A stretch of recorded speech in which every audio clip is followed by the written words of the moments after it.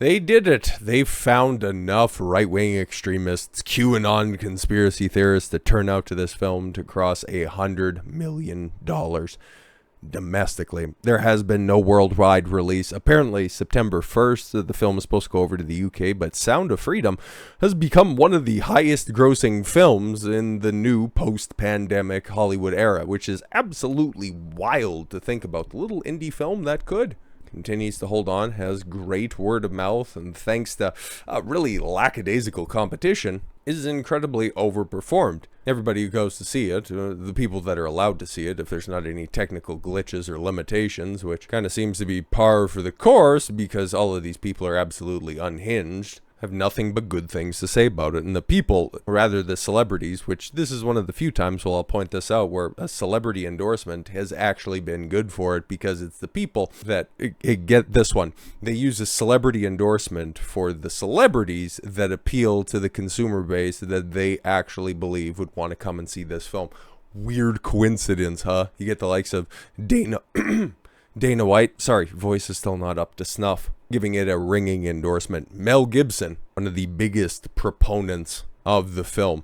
And now you have good old Mr. President Trump screening the film from one of his country clubs. He had Jim Caviezel there. He had Tim Ballard there. He had a couple of other high-profile individuals there as well. And he had nothing but great things to say about it, which also kind of lets me know whenever Trump gives something an endorsement, tends to do pretty well. So I would imagine it'll be tough to really figure all of this stuff out. Who knows if the word of mouth about feminist Barbie gets out in enough time, but I'd imagine looking at the projections, yeah, Barbie, it's probably going to do well. It might end up winning the weekend, and because Oppenheimer is A, rated R, and B, 3 hours long, is not going to quite get up there, but maybe it'll be second place, or who knows, maybe that Trump endorsement is that powerful and it's going to end up getting into second place, but highly likely it'll take third. It all depends what happens with Mission Impossible as well, but it's highly likely it still hangs on and makes a hell of a lot of money.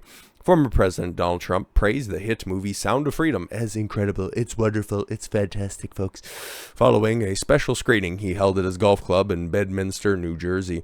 After watching the film with guests including the film star Jim Caviezel and former Homeland Security agent. Well, they're called special agents if we want to go ahead and be specific about that, but okay.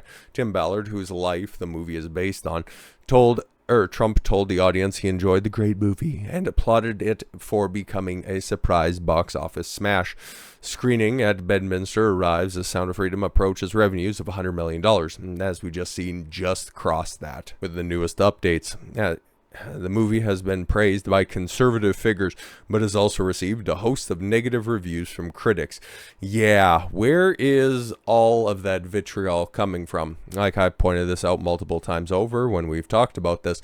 I just think that they're mad that an independent film came in and absolutely dog-walked one of their tentpole franchises, and now that their hegemony on the industry is starting to be shattered apart, and then you also couple that with a shitty-ass writers and actors strike, well, now the opportunity for the independent creator has been stronger than ever, given the waning appeal of Hollywood, not even stemming from a post-lockdown Hollywood, but everybody was kind of done with the theater, even beforehand, seeing rising prices, and now, under a Biden economy, not a Trump economy, well, it's just becoming too goddamn costly to just go and spend a weekend at the movies. So yeah, and that's why the media is all big butthurt about this, and they end up writing some shade of this article, and apparently this is the Genesis article where all of this QAnon and far right-wing nonsense ends up stemming from. So QAnon and Sound of Freedom both rely on tired Hollywood tropes. Yeah, very interesting.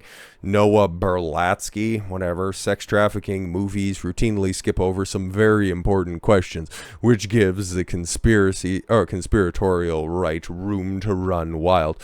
Which important questions are you talking about? If there are any kids and they can be dropped off at your place, you absolute fucking creep. Person that wrote the Bloomberg opinion piece is leftist activist Noah Berlatsky. Surprise! Ding, ding, ding, ding, ding. He was a spokesperson for, minor attracted persons. Fantastic. A map. Okay. Keep that in mind for a second. Advocacy group Protasia. Oh, interesting. And again, if you have another pin that's left, if you're not just trying to attach a map to the wall, just put a pin in Protasia for a second. He previously tweeted that pedophiles are a stigmatized group designed as deviants for hateful purposes. He also called for sex offender registries racist. Oh, what? Because it has a disproportionate amount of dem boys on it? Very interesting. So here's Noah and some of his work. My wife is bisexual and non-binary. Well, she's not your wife, comrade. She's our wife. And my daughter is transgender. Wow. Fail. Huge fail. My queer family helps me better understand myself and my masculinity. None has been found. So, okay, maybe he was trying to discover it. Okay, that's what he was trying to do. What else? Okay, pedophiles are essentially a stigmatized group. Certain people get designated as deviants. People hate them. Well, yeah, justifiably so. Young people of any gender who trade sex face arrest and abuse from police. No one is very interested in helping them. We have laws on the books that kind of prevent that from happening to begin with, but okay. The issue isn't that people care about victims. The issue is that pedophiles are loathed. Again, justifiably so. This dipshit, quote tweeting Cole Duffy, so you're pro-sex offender. Okay. Dipshit on his timeline loudly proclaiming allyship with black people and then attacking people for supporting people targeted by the criminal justice system. Shocker, sex offender registries are as racist as the rest of the criminal justice system. That's something out of every single coincidental stringing together of words in the English language that you could say. And that's what ended up coming out on this one. I thought you were supposed to be like a writer or something like that. Thought you could be more eloquent in your defense or refutation of said system, but then defense of your thoughts. But hey man, not all of them are winners. But don't worry, it gets worse. The former her MAP advocacy spokesperson, Noah Berlatsky, also wrote this essay about the autonomy of child sex workers. Fucking creep. He said the most child trafficking victims are not coerced. Okay. Child trafficking narratives are misleading. Oh, take a look. Protasia Foundation. Imagine that. Most people hear human trafficking, they think of kidnapped young, cis, mostly white girls. Well, no, not really. I kind of think of people moving across the southern border, but to each their own. Or I guess I can't really empathize with the sexual fantasies of a pedophile.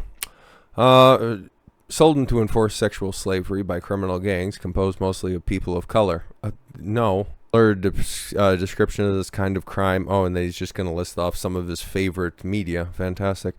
Any underage person who trades sex is considered a trafficking victim under most legal definitions. Yes, of course, because get this one. I know that he doesn't understand that. But children cannot consent. That's what he's so mad about. Yeah, if you see that face peek out of the side of a panel van, just run. Just run. Start yelling, screaming. Don't look back. Start dialing 911. Whatever you can do. When people talk about child sex trafficking, yeah, he's just going to go ahead and reiterate all this stuff. So all you can do is just get screenshots of this fucking dork right now, because guess what? Everything's all locked up. I wonder what else he has hiding behind the surface, because here he is again, kids. Okay, Protasia, a MAP, minor attracted person research and advocacy organization, has shared a Vox.com review of The Sound of Freedom that says the film spreads an anti-immigrant, anti-queer, anti-transphobic panic. Leftist writer Noah Berlatsky was a spokesperson for the group. He's also critical of the film. So let's see if we got birds of the feather and if they flock together, because I found the article. That's right here. We'll read a little bit of it. Usually when the culture war comes to movies, it's in the form of conservative backlash to films they perceive as too liberal. Increasingly, however, Hollywood or conservative filmmakers, which ones exactly? Because outside of Sound of Freedom, there's a bunch of closeted conservative filmmakers, but nobody who's terribly overt about it, that at least want to continue to make films, but alright, often working outside Hollywood's studio system, alright, are grabbing the spotlight with unexpected hits, some packed with ideology and tinged with hallmarks to the modern right-wing worldview. Moral panic, hints of vast leftist conspiracy, and a sense of persecution. Interesting. Tell us more how this is all just a QAnon conspiracy theory and not a film depicting the true events. In a surprise right-wing hit to tick those bingo squares, The Sound of Freedom. Film stars Jim Caviezel in the very, very loosely true story of Tim Ballard, who founded the controversial anti-trafficking organization Operation Underground Railroad. Yeah, he's freeing kids from a life of sexual slavery. Very controversial. Well, I guess if you're under the Protesia banner. Coasting on word of mouth and a mountain of free publicity from influential supporters like Elon Musk, who has apparently also struck a deal with Angel Studios to put the entire film on Twitter. Interesting. And Mel Gibson, Sound of Freedom, went head-to-head against Indiana Jones and beat the dog shit out of that fucking film. Hilarious. But Sound of Freedom has also generated a considerable amount of scathing left-wing backlash. Yeah, just by the critic class. Not by the audience goers, because they go into the film and then they leave and go, yeah, I don't know what this whole propaganda campaign's all about. It kind of seems like it's just a fictitious stance that's being pushed by the mass media apparatus with its QAnon adjacent rhetoric. Yeah, like, don't touch that kid, and they're just, yeah, stop with your hate speech. I don't know if that works in your favor. In the film's target audience, multiple left-wing critics are spent parts of their review of the film itself denigrating the ways fans are watching it, with one critic seemingly appalled that audiences act like they were at Top Gun by cheering on the agents stopping the kids from being sold into sexual slavery. Yeah, they cheered when the climactic part of the film was there. Imagine that, because these are the same people that'll unironically say Hannah Gatsby's stand-up, oh my god, it was just so wonderful. We don't need to laugh at comedy. Comedy needs to be introspective, and instead of laughing at the punchline, you can just have quiet and reserved clapter from the audience, and it's just as effective. No, these people don't seem to remember what it was like to see a non-political film. There's nothing political about maintaining the innocence of children, but there is something off with all of these mass media reviewers, and now, well, thanks to uncovering the proclivities of one Noah Berlatsky, well, we kind of know what they're hiding under the surface. But at this point in time, is it really hiding anymore? So with all that said, thank you all very much for the gift of your time. I've been Don Consuelo. I want you to follow your gut and get after it. Take care, everyone.